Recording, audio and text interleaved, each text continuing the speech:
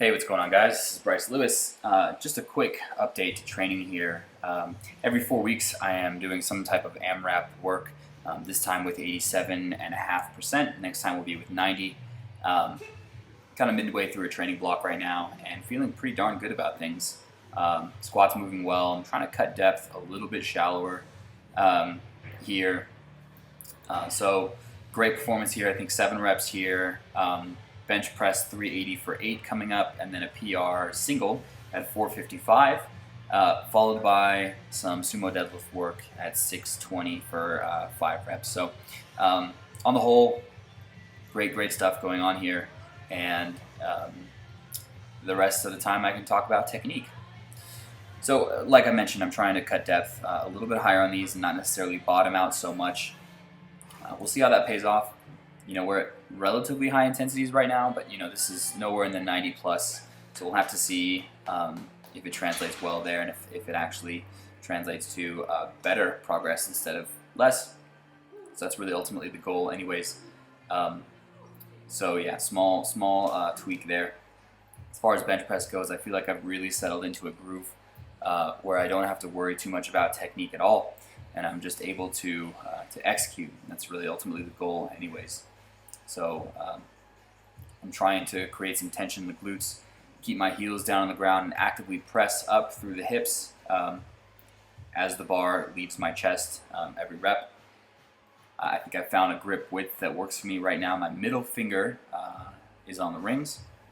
I'm going to bring the bar down to essentially my sternum right there. So yeah, this feels phenomenal, and bench this year and last year has been kind of the thing that's been progressing the most. So I'd say that I'm really happy about that as an understatement. To be competitive in the 93 kilo class and on the world level, you really need to be a well-rounded lifter, or you need to have one lift that's just heads and shoulders above everyone else. Like Virbicki Christoph has over an 800-pound deadlift raw.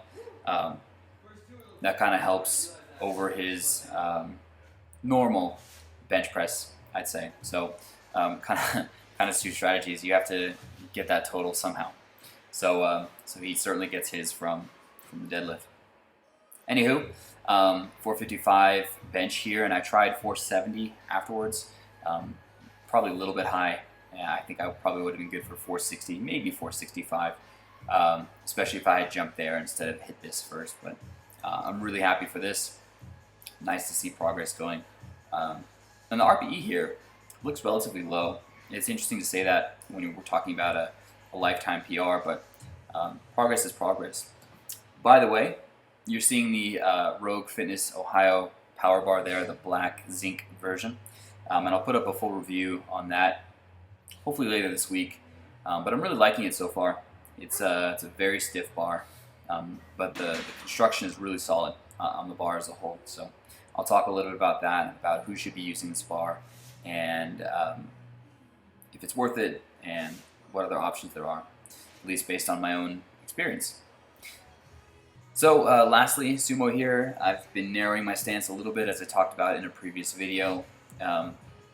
Also playing around with locking my knees out just a bit earlier.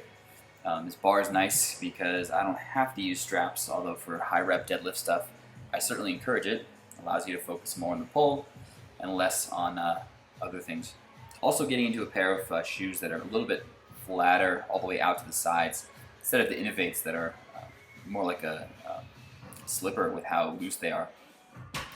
But yeah, based off of the last time that I did sumos for an AMRAP set, I was expecting more than 5 reps here, but this was just after finishing the AMRAP squat, so I understand the fatigue transfer. Anyway, just that update on training. Hope everything's going well for all of you guys, and I will catch you next time.